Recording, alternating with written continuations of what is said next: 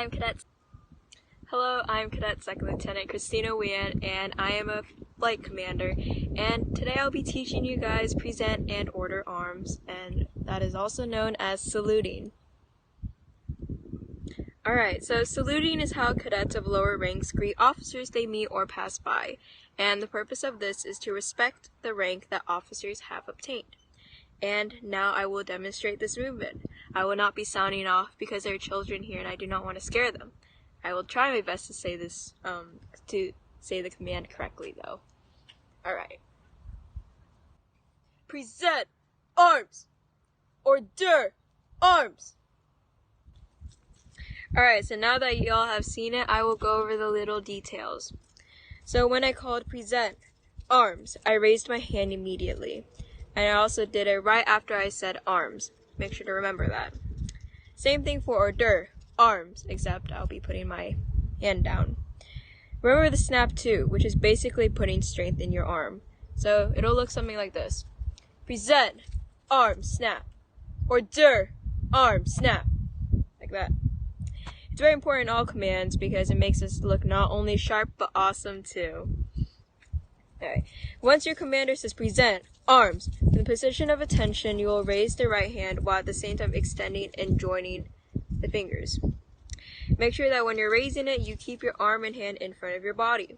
Keep the palm flat and facing the body. So make sure you're gonna salute like this. So it's gonna go up here and salute like that. Alright, keep the palm flat and facing the body. Then place the thumb along the forefingers, keeping the palm flat and forming a straight line between the fingertips and elbows. Your thumb doesn't stick out when you're saluting like this. Put it alongside like that. Alright.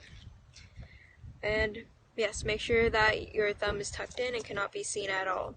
Then tilt the palm slightly toward the face. Also make sure that your arm is slightly in front of the body and parallel to the ground. Next, the tip of the middle finger will touch the edge of your eyebrow. If you're wearing glasses, a cap, or both, your middle finger will be placed at a different spot.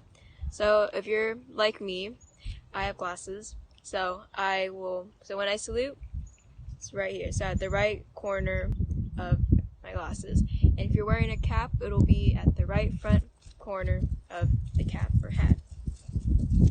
Yeah, let's see. Now, when your commander says order arms, you will bring your hand down to your sides and pin them there. So you'll basically go back to the position of attention. Your hand and arm will stay in front of your body while this happens. Cup the hand as it passes the waist and return to the position of attention, like I said. Make sure you're not tucking in your thumb, and it will remain on top of the other fingers. So what I mean by that is you're not going to put your fingers, in between your other ones. Make sure it sticks out like this. Alright. Okie dokie, so now that we've gone over everything, let's talk about some common mistakes done while doing this command. The first one is chicken elbows. You want to always keep your elbow parallel to the ground. Second, there are curved fingers. So I used to have this problem. Make sure that when you're saluting, your hands don't go like this. What helps usually for me is just looking in a mirror or asking a friend to help you with it. So yes, make sure straight. This is straight, not curved, right? Third, sticking out your thumbs. You want to make sure your thumbs don't do this. Don't stick them out. We don't want to see your thumbs. Alright, so you can place the thumb along the forefingers and have your index finger hide it. And lastly, do not put your arms down if you hear someone say ready, front. That is the incorrect command to go back to the position of attention. The only command to get you out of present arms is order arms. Okay, so when saluting an officer, make sure to maintain military bearing and remain at the position of attention. However, if this is happening during a passing period, you may salute the officer while you walk. Just make sure, though, that when you salute them, you are 6 feet from him or her.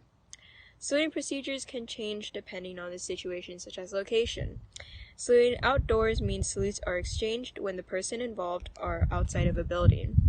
So basically, when you're outdoors and you see an officer, you will have to salute them. If you're indoors, salutes are not rendered unless it's for formal reporting. Lastly, when in formation, members do not salute or return a salute unless given the command to do so. Now, in a situation where the officer is carrying things in both hands and cannot salute, he or she will nod or verbally acknowledge your salute. You will still have to salute them even if they cannot return it. If you were the person carrying many things and cannot salute the officer, you will have to exchange verbal greetings such as good morning, good afternoon, or good evening, ma'am or sir. Alrighty, and that concludes our lesson for today.